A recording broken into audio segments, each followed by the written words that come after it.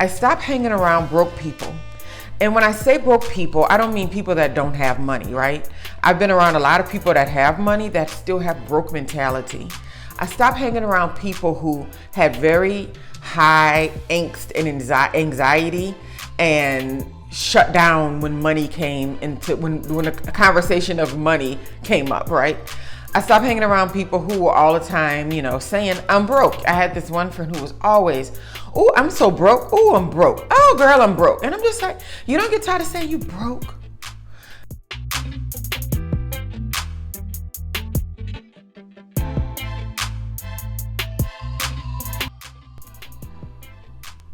Hello, and welcome to my YouTube channel.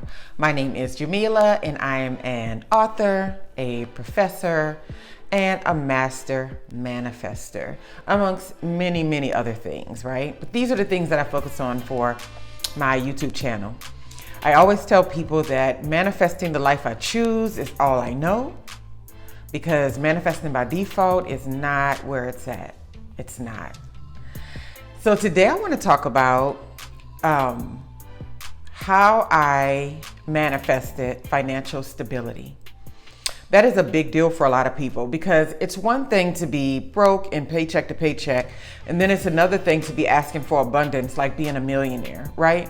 We find that people often do this because you're going from like 0 to 60 and you're trying to get from like, I'm really, really broke right now, but you're asking for like major abundance. And so what I found with that path for myself was that it wasn't super useful, because I was coming from such a place of lack and scarcity in the way that I thought about money, that I couldn't really just tell myself I want $1 million and then really be honest and really feel deeply and committed that it was available to me. So I had to tell myself, done with the millionaire ideas, although I'm not done with it at this point. This point I can see it a lot better. But I told myself my number one priority was always going to just be financial stability for now, because I had so many ups and downs. One year I would have something, the next year would be down, one year up and down and up and down. And I got kind of used to that lifestyle, right? So the biggest thing that I noticed I had to do was allow myself to feel abundant. And then I was able to sort of work from that perspective, as opposed to just saying, I'm abundant, I'm abundant. I had to see the actual abundance that I had in my life, right? So the first thing I did was, these are real tangible things now. I stopped hanging around broke people. And when I say broke people, I don't mean people that don't have money, right? I've been around a lot of people that have money that still have broke mentality. I stopped hanging around people who had very high angst and anxiety and shut down when money came into, when a conversation of money came up, right? I stopped hanging around people who were all the time, saying, I'm broke. I had this one friend who was always, oh, I'm so broke. Oh, I'm broke. Oh, girl, I'm broke. And I'm just like, you don't get tired of saying you broke? And so I stopped hanging around people for, to do activities and where we had to use money, if they were going to be all the time talking about how broke they were. I stopped hanging around people who had negative attitudes towards money. And to me, that's also a broke mentality, because you're only seeing money from a scarcity mindset. And I also stopped hanging around people who were stingy with money. So you go out with them and they never offer to pay for things. You always find yourself offering. And it's not that I mind offering, but their energy around money was, let me take as much as I can get without giving anything in return, right? And I don't like those attitudes about money. So I stopped hanging around people with broke money mentality. That was the number one thing that I thought I can control today, is stop hanging around people who have that attitude when it comes to money. Another one is, I gave money everywhere I went. So I made sure that no matter how much money I had and no matter what I was doing, I always tipped people. And then sometimes I would really just tip them overly and tip them well. I always gave to, a lot of people don't do this because they figure, oh, they're drug addicts or they're alcoholics. People, when you see vagabonds on the street begging for money, I would always give money to them. I still do now. I keep a few dollars in my armrest just so I can give it to them, because I don't use cash too much anymore, but I'll keep it for those reasons. And it has nothing to do with them. They're going to get money from somebody. It doesn't even matter. But I wanted to get into the mindset to where I wasn't trying to hold on to every penny to stop myself from being broke. So to me, that was still broke mentality if I didn't feel like I had something extra to give. So even if I had a pizza order and it was for me to pick up, when I went into the place, I would still give $2 or so for a tip. No, nobody brought it to my table. No, they didn't drive it to my house. But at the same time, somebody prepared it. It had nothing to do with whether I thought they deserved it or not. It had more to do with whether I felt like I was abundant enough to have something to give. $1 here, $2 there, $5 here. If somebody came across my mind and for some reason I woke up in the universe said, give that person $50. And I would normally talk myself out of it. I'll be like, girl, you don't have $50 to give away. But I stopped doing that. I was like, you know what? Take it. If I had $100, let me go ahead and give you 10.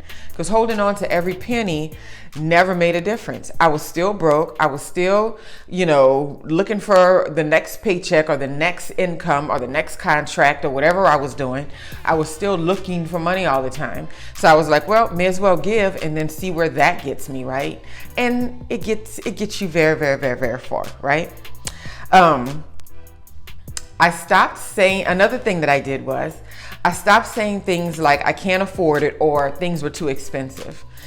That didn't jive with me anymore because yes, you walk into some places and you realize, okay, they want $100 for this little jumpsuit. And I'm like, why is this jumpsuit worth $100? I don't think like that anymore because my mindset is that for whatever reason, this company or this establishment decided that this item was worth this amount of money. And there's so many people that come in here and do not see a problem with what they feel like it's worth, right? And how they're going to feel when they put that outfit on. So I was just like, it's not that it's too expensive. It's not that it's too expensive. It's just me coming from a mindset that says, let me bargain and nitpick and penny pinch with everything, right? Because that's the background that I came from. And so when I got into this mindset of stop saying that everything was so expensive or that I couldn't afford it, it felt good because if I wanted something that was $50 for like a blouse or something like that, I no longer thought about it as I can't afford it, it's too expensive. I'm like, oh yeah, I'm gonna get that blouse. I'm gonna have it next time I come into this store. And when I come into the store and $50 is all I had, I didn't think, oh, I can get 5 things off the discount rack as opposed to this one blouse. Because, I've had a closet full of clothes before and you don't even get to wear all that stuff. So my goal now is always to have really important pieces to me that I really love and that I'm going to actually wear. So having a bunch of stuff is no longer my mindset. So I don't say that with vehicles, like with cars or maintenance on a vehicle. I have a foreign vehicle and I don't walk around going, oh, the maintenance on it is blah, blah, blah. And I'm like, I know what I was getting when I got the vehicle. And come to find out the maintenance is not even that bad. I mean, maybe my mindset has opened up to more an abundant mindset with what I'm willing to spend. But I stopped running around talking about everything was so expensive and that I couldn't afford things, right? Because to me, that's just another version of the broke mindset, definitely. Another thing that I did that was kind of hard for me to do in the very, very beginning because I have a creative personality. I like something one day and the next day I don't. I love, love, love this decor in my house one day. Then the next day I'm like, we should do all white, and I don't act on that impulse as much as I used to. I started seeing a job as a viable stream of income. So I would always ask the universe, send me several streams of income. I want several streams of income. And I've always been blessed to have that, right? Different money from different places, teaching part-time over here online, doing part-time academic coaching online over here, income coming in from my online courses, income coming in from the books that I've written, but all little money from different places. And that's kind of what got me through for many, many years. But I was always like, a job is not viable stream of income. And that was always my mindset until I met someone. I met someone who had a 6-figure income and who had a very, very intentional lifestyle.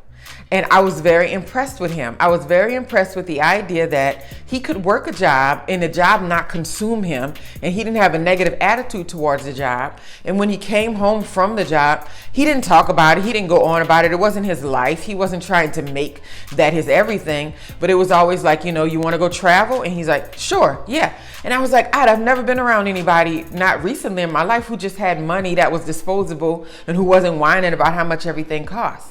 And so attracting those kind of people and that kind of person into my space, it really got me out of that hobo, kind of bohemian, kind of transient, vagabondish thinking lifestyle that me working on my dreams also means that I need to be poor, right?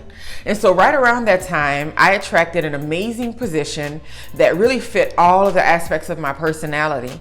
But when I first started working it, all I can think of every single week was, I want to quit. I want to quit. It was because I was not used to that level of stability. I couldn't even see how beautiful it was that I attracted a position where I was not on a clock. First of all, that was cool. Where I was able to use like all of these little quirky things that I've learned and gathered along my lifestyle, like video production, doing voiceovers, writing copy for video production, creating graphics, doing video editing, and writing creative blogs, and running workshops and coaching other people on how to be excellent instructors and all this sort of thing. And I'm like, this is what you've been doing over here and over there, a little bit over here, over there, but not really creating a stable path so that that part of your life can bring you income. I always saw my book writing and my courses online and my public speaking opportunities as this is the only way I want to make income. But something like switched on for me. After about 4 or 5 months in the position, I realized that I was truly used to living a very scattered financial life, that I was not used to the stability that this position brought along, that somehow getting used to that stability would cripple me in my creative abilities. And that was not the case.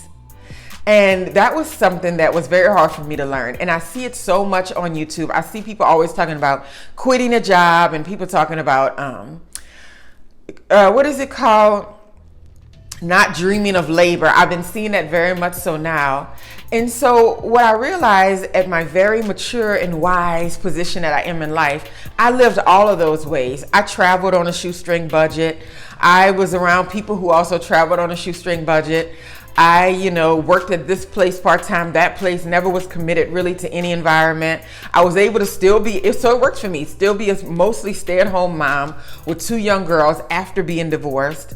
I was able to afford us a lot of luxurious things because I learned how to do it on a budget.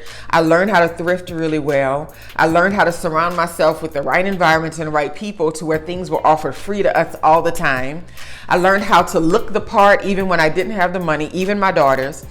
And so this was kind of the lifestyle that I was used to living. So when stability came along and it came in a form as one piece as a job, I was like, but it'll make me like a sheep, and I won't think for myself, and I won't be independent anymore, and I'll just be like everybody else. But it's been the opposite of that.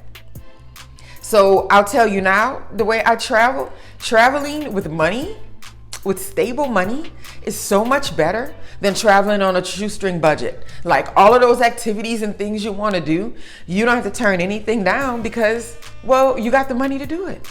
And I love the idea of giving my creativity to this position and then still working on books. I just finished my 8th book, writing and having editing done last year, not published yet, but will be next year. It's like you have to switch your mindset to like, I'm not going to let this place get the best of me. I'm not going to let it be my priority when I go home. I'm not going to let the people in the place and the environment make me feel any kind of way, make me feel suffocated or like I'm suppressing who I am. I sit in those little meetings and I'm like, oh yeah, that sounds like a great idea. And then I'm going home thinking, oh yeah, you know what video I should create? This is what I'm going to talk about. Oh yeah, my next online course is going to be like this. Over this past year, while I've been working for this institution, I put out new online videos. And so I'm still having several streams of income, but I have one really, really good stable one. And I think that is cool. So that's another thing. And I took more time on that one because so many people are in the space where they're always like, I just want to, quit my job. And I've seen people quit really good stable incomes where they were working from home, like I do now, work from home. And they really just couldn't see deeper into, this is what I do to afford the amazing lifestyle that I want to live. And this is what I do to fund my projects and the things that I want to work on.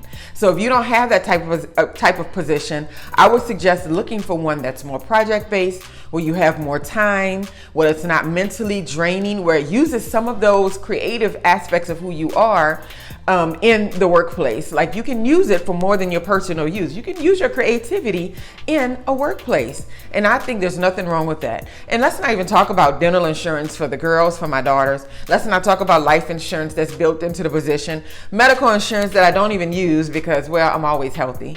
I have a healthy mindset, and I'm going to make a video on that too. Those things are like just priceless because it makes you so much easier. I can go to sleep with ease knowing that everything is taken care of. And it's not just some kind of comfort is set in and you can't still work on your dreams. It's allowing yourself to be comfortable and work on your dreams. You don't have to be uncomfortable to work on your dreams. You don't have to be in a struggle or a hustle or a fight to work on your dreams, but you got to work on them. So that's the end of my spiel on that one. And my last one is I learned so much to be grateful for wherever I was and whatever I had and whatever I had to offer. I can't emphasize enough how important gratitude is when it comes to your financial journey. Gratitude is like the lubricant that you need on a day-to-day basis to bring yourself from one position to the next.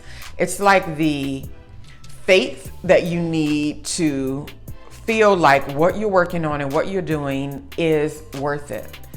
Gratitude makes you see everything around you and everything that you have access to as a beautiful, beautiful space to be in. You no longer look at it as, I'm holding myself back from actually seeing the reality of things, because the reality of things is you have something to be grateful for. Everybody does at any given time and at any given point in their lives, right? These are these beautiful cards that I have. What a young lady that I know, I call her young, she's probably closer to my age, but yeah, anyway, young lady, she has a great website called The Intention Table. This is not sponsorship or anything like that, but I love her cards, right? It's a deck of 52 cards, and each week I pull one. She has a really specific way that you do this online, but I kind of like got it and was like, okay, I'll do this my way. So every Sunday I pull a card. This past Sunday, it was abundance, right? And I was like, oh, I love this, because some weeks it's like courage. And what it gets for me to do is to focus really specifically on what in my life do I feel I have abundance of. And I'm like, man, we have an abundance of health, me and my children and my partner. We have an abundance of food. We have an abundance of financial well-being. We have an abundance of sleep and prosperity and world travel and an abundance of ease in everything that we do. And so something that I always told myself, no matter what it is I'm working on, no matter where I'm at in life, no matter what I have going on, I'm always going to find something to be grateful for. And even do that in my position at work. I even do that with finishing up my PhD. I go ahead and say, thank you for an easy dissertation. Thank you for an easy defense. Because those things are easy at the end of the day. At the end of the day, you're not doing nothing that anybody else has done here on this planet, anybody else has done on earth. You're striving to get a little bit further and go a little bit higher and create a little bit more abundance than what you possibly came into this world with. Or you're trying to do it in a really specific way that you see it should play out, right? And so you have to remember that you're not in some detrimental situation of not having. You're in a position to where you have the option and the opportunity to say, I'm grateful. It may not be here today, but I'm grateful. I may not have that $1 million that I keep asking for today, but I'm grateful. I may not have that vehicle that I want to drive or a vehicle in general, but I'm grateful. I'm grateful for the vehicle that I have, because it's getting me to the position and to the places that's going to create the abundance that I want to have in my life, right?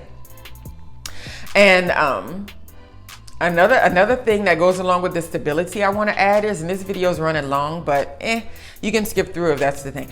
Another thing I want to add is that you get to see like how much you're willing to dump your money out as opposed to hold on to it. So one thing that happened when I first was stable, I still was paycheck to paycheck because I still was just like, I was very comfortable with not having, because I had this mindset that if I don't use it all today, then it's just going to go somewhere and I'm not going to be able to control it, right? Like if I use all my money, if I don't use it all up, then something's going to come around and take it away from me. And that was a mindset that I had, and I had to really dig deep into some childhood trauma related to finances and how I was raised in the household and what we were raised around when it came to how we thought of money. And I really stopped doing that because I was always like, if I don't use it for this, if I don't use it for that, if I don't use it for this, then it's going to be gone. And so it's so nice to be able to just say, this money is in my account and it's there and I'm good with that. And I don't have to use it for anything today because guess what? It'll be here tomorrow. Getting that mindset clear was so important for my manifesting financial abundance. So I hope you all were able to gather some really good tips, tricks, and ideas when it comes to manifesting financial abundance. It doesn't have to be a passive undertaking. You don't have to struggle to get there. You don't have to be ungrateful and be angry at your situation in order to create something that's more beautiful and more abundant.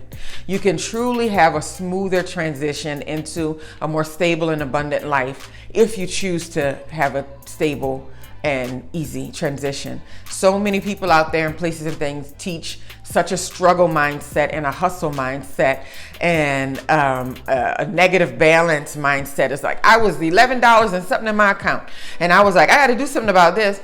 But you know, I always listen to one of my favorite online mentors. I used to listen to a lot, Lisa Nichols, and she talks about having $11 and some change in her account now. But what a lot of people don't focus on is that in between the time where she built her business and moved into where she's at, she got 2 jobs.